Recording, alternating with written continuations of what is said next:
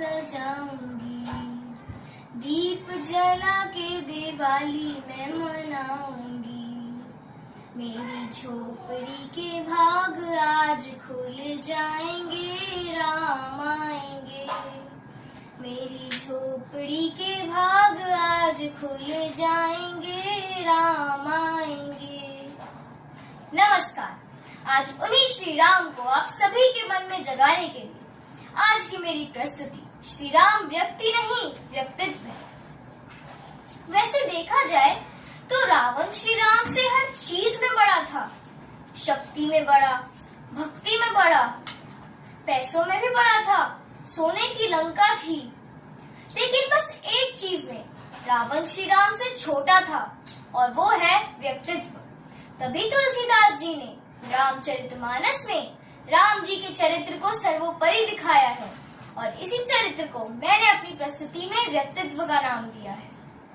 कभी कभी समाज में एक प्रश्न उठता है, राम कौन? आखिरकार संतों की वाणी सुनते सुनते मुझे जो उत्तर मिला है आपके समक्ष प्रस्तुत करने की अनुमति चाहती हूँ। राम दृष्टा भी है और दृष्टि भी है, राम सृष्टा भी है और सृष्टि भी है। राम है खोज में और युक्ति भी है, राम जीवन भी है, राम मुक्ति भी है। अर्थात राम केवल दृष्टि ही नहीं, खोज और फिर युक्ति तक पहुंचाने का दृष्टिकोण है। यहीं पर आरंभ है और यहीं पर विराम। अरे देखिए, विराम में भी छुपे हैं मेरे श्री राम। आजकल एक बालक के जीवन में सोशल मीडिया, समाचार पत्र, साथियों का दबाव जैसी समस्याएं दिखाई दे रही हैं और इन सभी समस्याओं का केंद्र है राम की जगह रावण को जीवन में उतारना। तो कहाँ ढूंढे समाधान? बताइए बताइए, कहाँ ढूंढे समाधान? कबीरदास जी के दोहे में मुझे मिला समाधान। बुरा जो देखन में चला, बुरा न मिलया कोई, जो दिल खोजा अपना, मुझसे बुरा न कोई कबीरा, मुझसे बुरा न कोई। अर्थात अपने अंदर के बुरे रावण को पहचानोगे तभी समाधान श्री राम के रूप में मिलेगा। व्यक्ति से मिलकर बनता है समाज। तो आइए सुनते हैं संतों की वाणी। अचानक यहाँ मुझे ये कथा छंद के रूप में याद आई। एक बार सीता जी ने प्रश्न किया राम से, आज रण आपका ये समझ न आया है, माता पिता सभी ने भोज है खिलाए हैं, किंतु श्रेष्ठ शबरी के बेरों को बताया है, मायापति आपकी कैसी महिमा है, मर्यादा कैसा प्रभु आपने निभाया है। राम बोले प्रिय मैं, क्या बोले श्री राम? राम बोले प्रिया मैंने शबरी के जैसे भाव 56 अनुभवों में आज तक नहीं पाया है। अर्थात राम ने शबरी के जूठे बेर खाकर उसके भाव को स्वीकार किया, उसकी जाति या स्थिति को नहीं देखा। उनका केवट से संवाद हो या सुग्रीव और हनुमान से मित्रता, उनका केवट से संवाद हो या सुग्रीव और हनुमान से मित्रता, राम ने हर रिश्ते में ऊंच नीच खाई को पाटा। लेकिन यह क्या, कलयुग में मनुष्य ने इसी आधार पर समाज को बांटा और काटा।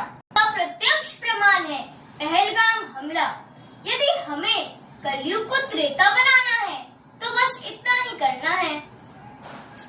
समाज से बनता है राष्ट्र। तो चलिए सुनते हैं संतों की वाणी।